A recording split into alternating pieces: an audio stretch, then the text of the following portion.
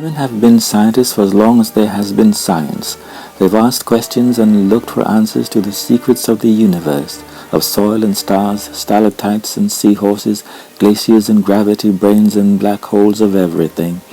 Ada Marie Twist is named for two of the many women whose curiosity and passion led them to make great discoveries. Marie Curie discovered the elements polonium and radium, and her work led to the invention of X-rays.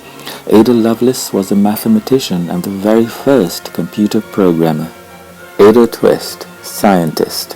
Ada Marie said not a word till the day she turned 3. She bounced in her crib and looked all around, observing the world but not making a sound. She learned how to climb and made her big break, with a trail of chaos left in her wake.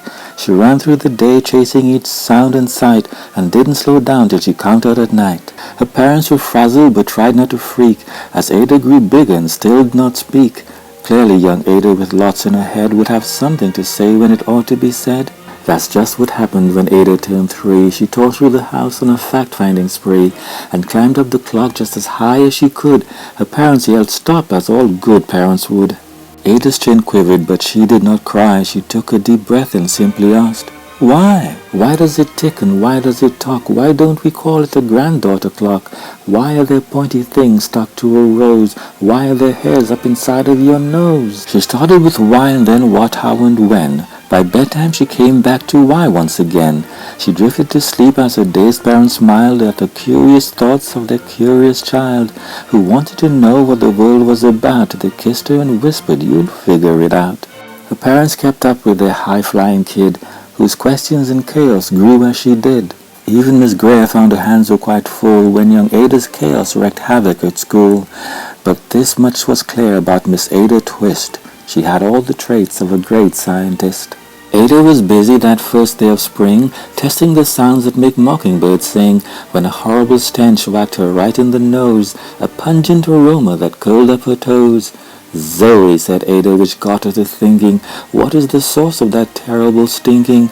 How does a nose know there's something to smell? And does it still stink if there's no nose to tell? She rattled off questions and tapped on her chin. She'd start at the start where she ought to begin. A mystery, a riddle, a puzzle, a quest. This was the moment that Ada loved best. Ada did research to learn all she could of smelling and smells, both the stinky and good. One hypothesis Ada thought could be true. The terrible stink came from Dad's cabbage stew. She tested and tested, but soon Ada knew it was time to come up with hypothesis 2. Then Zoe, the stink struck again, just like that. Hypothesis 2, it was caused by the cat. The cat couldn't make such a stink on its own. It needed perfume and some fancy cologne. So young Ada tested. The test was a flop. She started again, but her parents yelled, "Stop! Ada Marie, to the thinking chair now by the time we count 3. Enough," said her mother. "That's it," said her dad. Her parents were frustrated, frazzled, and mad. "Why?" Ada questioned. Her mother said, "No." "What?" Ada queried. Her father said, "Go. You've ruined our supper. You've made the cat stink. Enough with your questions. Now sit there and think." She looked at her parents. Her heart turned to goo. Poor Ada Twist didn't know what to do. She sat all alone by herself in the hall, and Ada once more could say nothing at all. And so Ada sat and she sat and she sat and she thought about science and stew and the cat, and how her experiments made such a big mess. Does it have to be so? Is that part of success? Are messes a problem? And while she was thinking, what was the source of that terrible stinking? Ada Marie did what scientists do. She asked a small question and then she asked 2. And each of those led her to 3 questions more, and some of those questions resulted in 4.